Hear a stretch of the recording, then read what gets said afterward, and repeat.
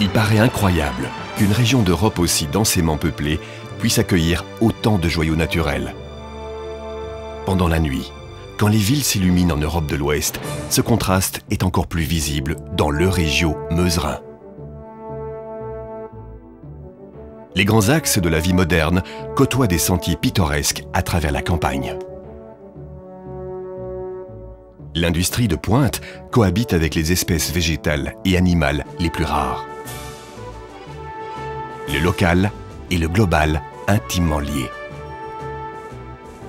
Par endroits pourtant, la modernisation a rompu la fragile continuité entre les zones de nature préservées. Le projet Habitat Euregio, avec ses 13 organisations de protection de la nature et de gestion des paysages, s'est fixé comme objectif d'améliorer ces liaisons vertes au sein de la région frontalière entre l'Allemagne, les Pays-Bas et la Belgique. Les habitants de cette région, les travailleurs ou ceux à la recherche de loisirs en profitent également.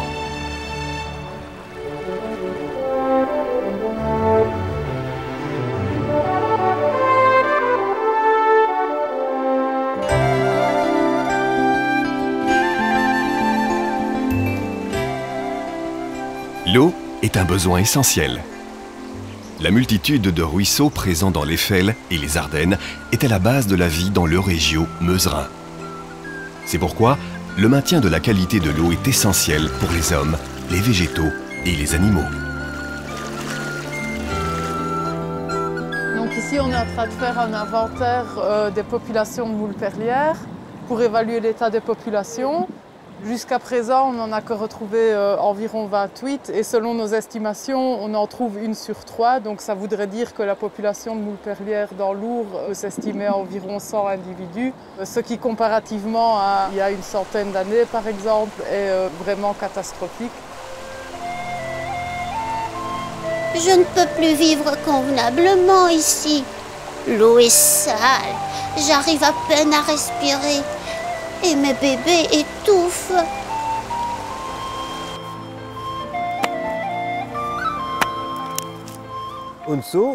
Si la couche herbeuse reste dense, si la berge reste bien stable et qu'il n'y a plus d'érosion, nous ne connaîtrons plus ces désagréments. Grâce aux plantations, les berges sont stabilisées, évitant que trop de sédiments ne s'accumulent dans le ruisseau. La moule perlière a presque disparu des rivières ardennaises. C'est pourquoi un programme d'élevage a été mis en place. L'élevage est difficile, car les larves de moules doivent obligatoirement passer leur premier hiver sur les branchies des truites pour accomplir leur développement. Ici, nous contrôlons les truites qui ont été vaccinées par des larves de moules perlières l'été dernier. Quand on soulève le couvercle des branchies, on peut apercevoir de petits points blancs sur les branchies rouges. Ce sont les larves. Les truites qui portent des larves sur leurs branchies seront amenées à une station d'élevage où les jeunes moules qui se détachent des branchies pourront être récoltées et ensuite réintroduites dans leur milieu naturel.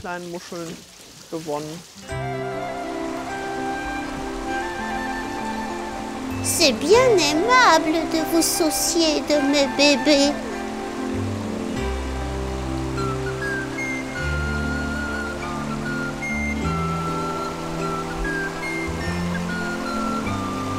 L'être humain est responsable de son milieu de vie, y compris de la qualité des eaux. Ce que Jeannot n'apprend pas, Jean ne le saura pas. Donc il y a des animaux qui peuvent vivre dedans, tu vois. Ça va? Un plécoptère, c'est une perle. Donc on peut dire, grâce aux analyses qu'on a faites, que l'eau est moyennement polluée. Elle est un peu polluée, mais pas encore trop.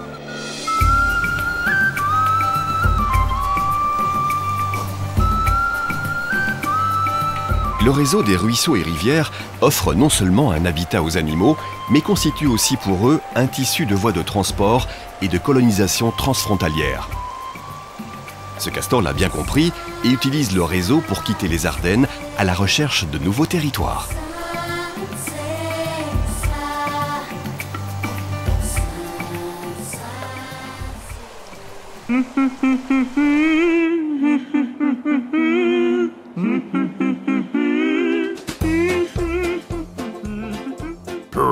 Ce béton, présent partout, comment vais-je pouvoir sortir d'ici?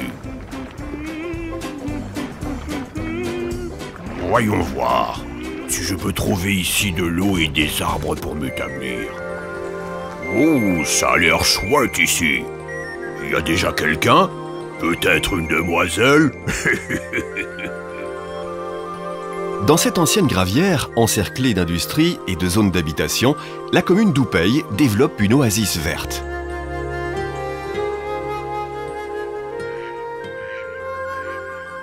Vous êtes ici, vous êtes ailleurs. Donc l'objectif était d'aller puiser dans ce que la nature nous avait donné ces 20 dernières années pour en faire ressortir le meilleur, pouvoir l'ouvrir et en faire profiter aux habitants et pouvoir réaccueillir une nature plus diversifiée. C'est un terrain d'accueil multiple, c'est un terrain d'accueil pour les voisins et les visiteurs et c'est un terrain d'accueil pour tout le monde vivant. Des milieux diversifiés qui vont permettre à chacun de trouver sa niche et de pouvoir coexister. Et cela va permettre également de développer un centre d'observation, de participation avec les écoles, avec les voisins et d'offrir un regard sur la nature qui avait tendance à se fermer sur elle-même et à disparaître de l'environnement direct et accessible pour la population locale. Le voyage continue en suivant la Meuse vers Laval, direction la frontière belgo-néerlandaise. Peu de gens savent que la Meuse entre Maastricht et Maaseik peut à nouveau suivre son cours naturel et que sur ses rives, la nature subit une métamorphose spectaculaire. À son tour, notre castor découvre ce petit paradis.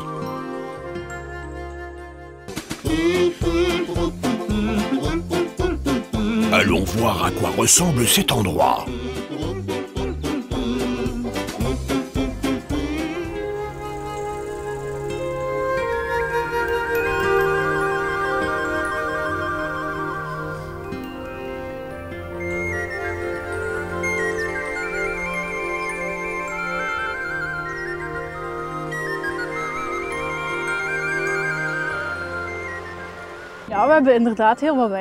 Effectivement, nous avons réalisé de nombreux travaux ici. Au loin, tu vois ces berges qui sont plates maintenant? Avant, elles étaient abruptes et il n'y avait aucun contact entre l'eau de la Meuse et les terres adjacentes. L'aménagement des berges a beaucoup amélioré ce contact et l'eau peut pénétrer plus facilement à l'intérieur des terres. C'est bon pour les animaux et pour les végétaux. Pour nous les humains, cela a aussi des avantages en temps de crue. Et toi, quels travaux as-tu réalisés ici? Tu fais aussi quelque chose? Oui, ici nous avons réalisé beaucoup de travaux pour établir la connexion avec la Haute-Campine. La nature est riche et diversifiée, comme en Haute-Campine. Nous avons entre autres créé des alignements d'arbres et des haies, nous avons creusé des mares et effectué diverses plantations. Ce sont tous des éléments naturels sur lesquels les plantes et les animaux peuvent se déplacer. C'est bien beau tout cela, mais comment puis-je accéder à la Haute-Campine? Oui, ici il y a aussi tout un réseau de ruisseaux, depuis la Meuse jusqu'en Haute-Campine. Ce sont des chemins parfaits pour les castors. Tous ces travaux n'ont pas seulement été réalisés pour les plantes et les animaux, mais aussi pour les hommes. Le réseau de promenades que nous avons créé utilise tous ces corridors. Les hommes adorent cela aussi.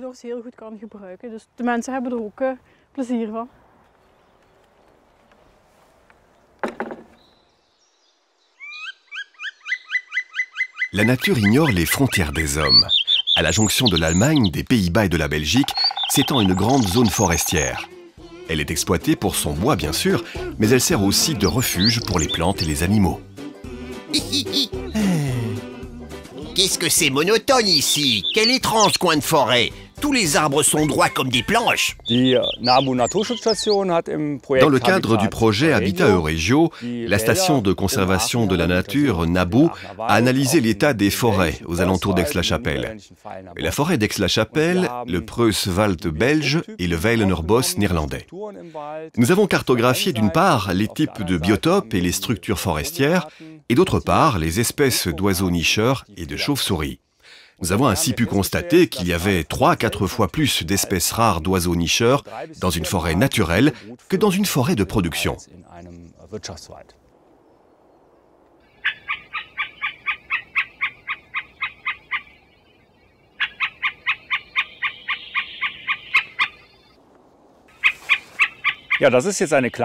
Ça, c'est un piège sonore.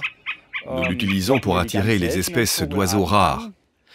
Ceci est le cri d'un pic mâle mâle, espèce caractéristique des forêts anciennes.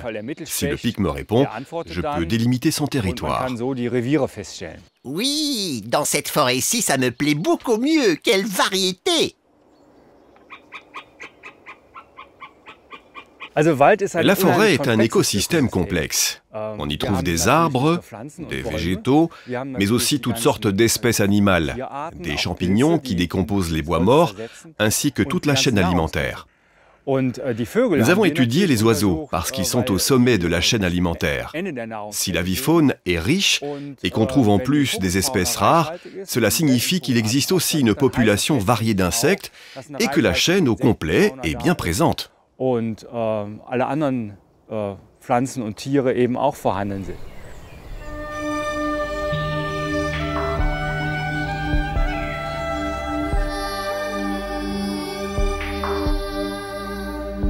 Le paysage culturel typique du parc vallonné des Trois Pays, situé entre l'Eiffel du Nord et la Haute-Campine, est composé d'arbres fruitiers, de pâturages et de terres de culture, mais également de forêts, de haies et de chemins creux. C'est ici que le muscardin se sent chez lui.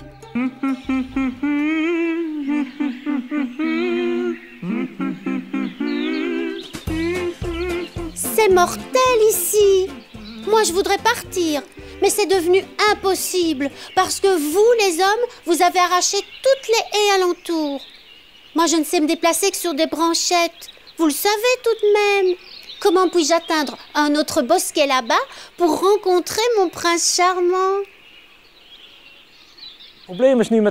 Ici, le problème, c'est que les forêts sont isolées dans le paysage. Autrefois, elles étaient toutes reliées entre elles par des rangées d'arbres ou des haies qui servaient à délimiter les pâturages des vaches. Maintenant, le paysage culturel des Fourrons est constitué de fils barbelés. Tout est propre et rangé, les haies ont disparu et les muscardins se retrouvent isolés, confinés dans ces îlots forestiers, parce que les éléments naturels qui relient les forêts entre elles ont disparu.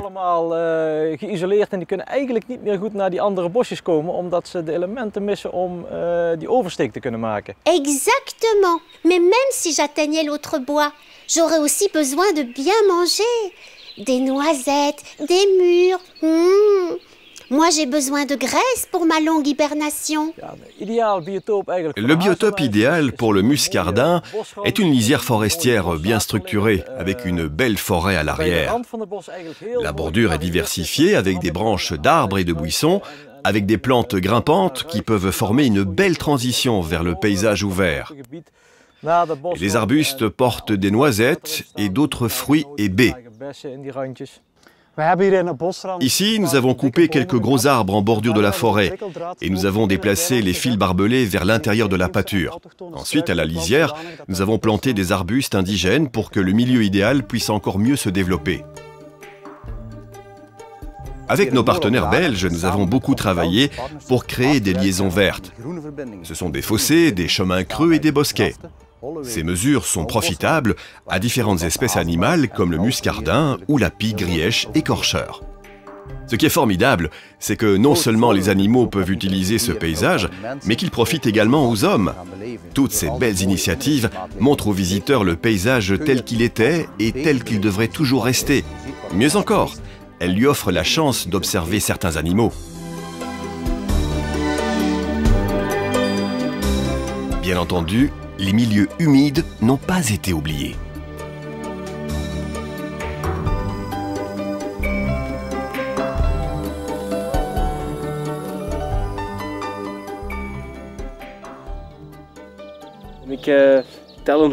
On dénombre sur ce territoire entre 120 et 140 vieilles mares et abreuvoirs.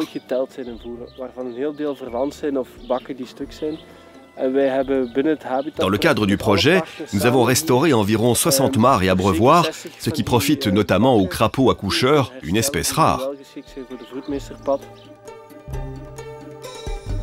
Après la fécondation, le mâle du crapaud accoucheur porte les œufs sur son dos jusqu'à leur maturité. Quand le temps sera venu, il les conduira vers une mare où ils pourront éclore et les têtards se développer.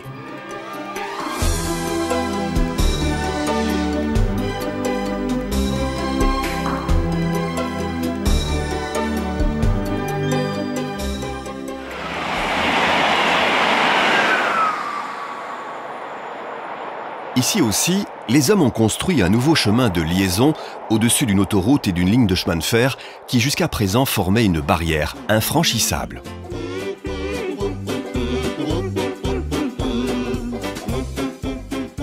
Les Hautes-Fagnes, maintenant je les connais par cœur. Je suis très curieux d'aller voir ce que le chemin vers le nord va m'apporter. Waouh, quel merveilleux pont ici!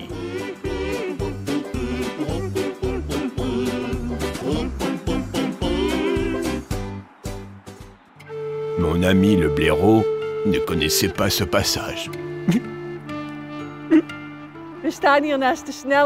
Nous nous trouvons à côté de l'autoroute et de la ligne TGV reliant Aix-la-Chapelle et Liège. Ces chemins qui nous permettent à nous de voyager barrent le passage des animaux sauvages. Heureusement, un pont pour animaux sauvages, aussi appelé un écoduc, a été construit. Nous étions curieux de savoir si la faune sauvage allait accepter cette construction. Alors pour pouvoir observer les animaux et l'efficacité de l'écoduc, nous avons installé des caméras de surveillance sur le pont en hiver.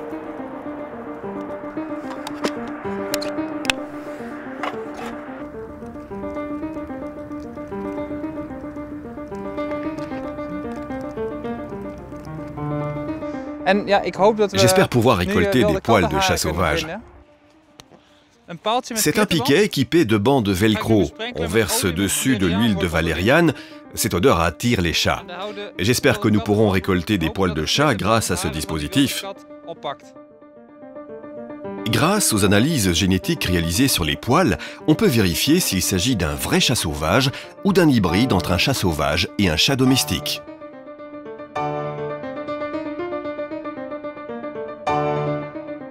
Le chat sauvage n'est pas le seul animal à profiter de l'écoduc.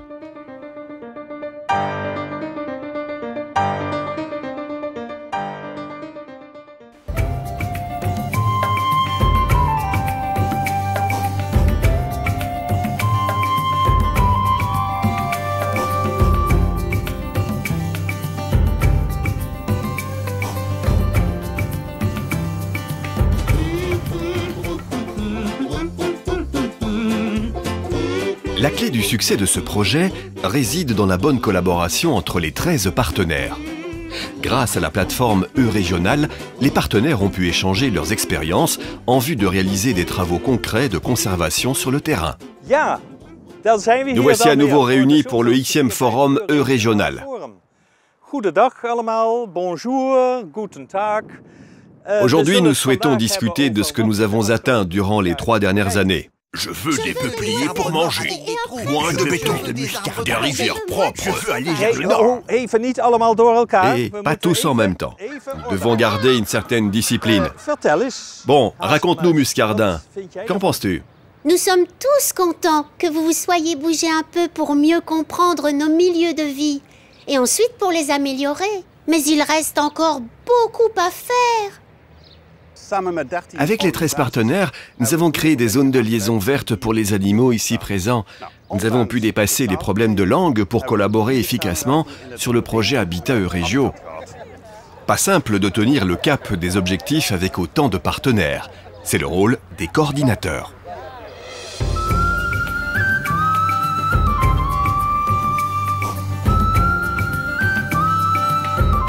Un premier pas a été fait.